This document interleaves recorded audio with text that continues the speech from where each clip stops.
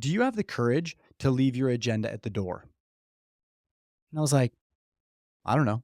Huh. I don't know enough. There's not enough context around that. Yeah. But when we started talking about it, he's like, do you walk into meetings with a preconceived agenda that this is how it's going to go and this is where I'm going to drive and this is exactly where, right?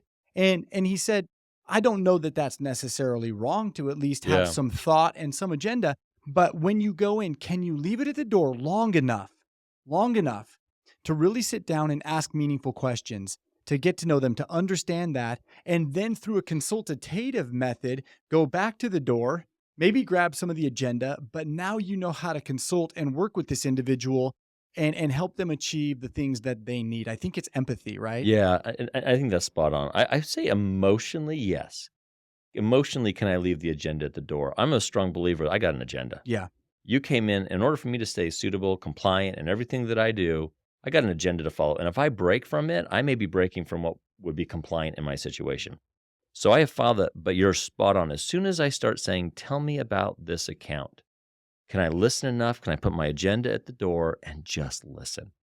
Tell me about this advisor or this agent. How do you feel about that? Are you happy with it? Well, great. Then don't change it. Like we've got to get there, Yes. right?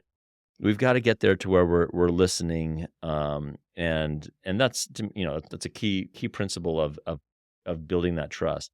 And I think that sometimes agents think that, well, if I control the situation and control what's going on, and oh my gosh, guys and gals, I'm so sick of agents that are having success by bashing other agents.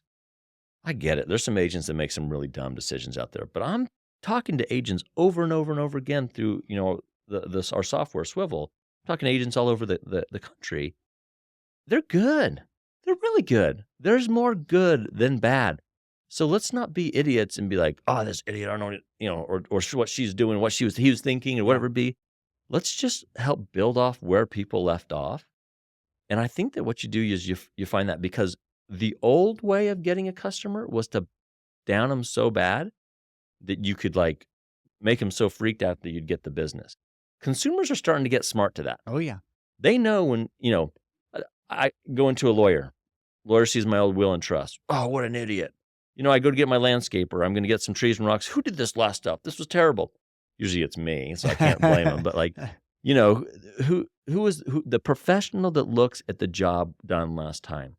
If they're sitting there trashing on it, or my favorite is, I don't usually trash on people, but this is the worst I've ever seen. I'm like, oh gosh. So let's know that.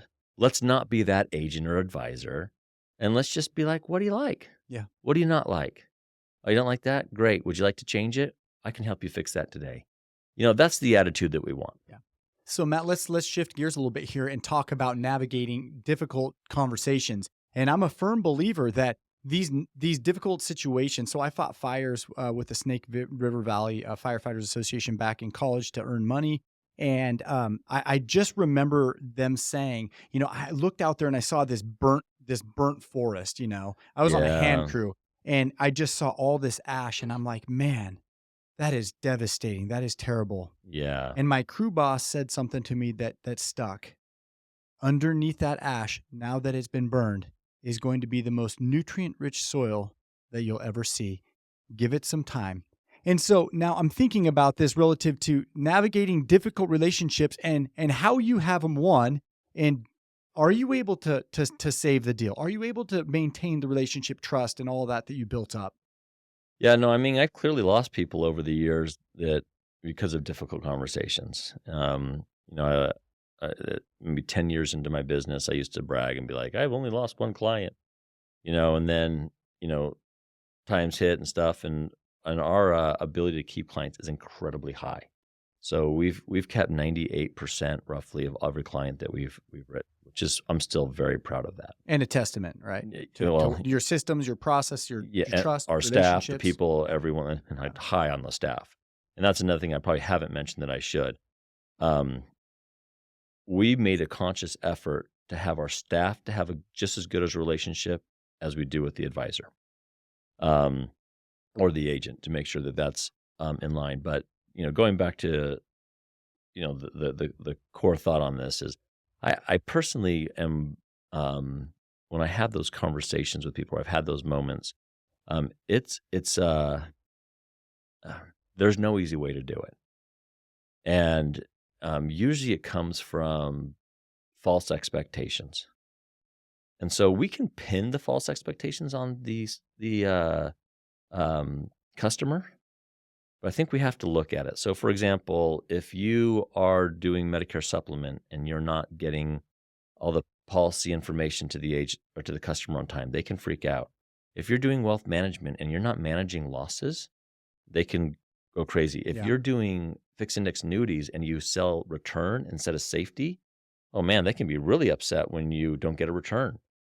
And sometimes people may not even say the wrong thing, but in the way that they're, people's assumptions of how it should go. I've had people come in very upset that they didn't make anything when they thought they should have made something.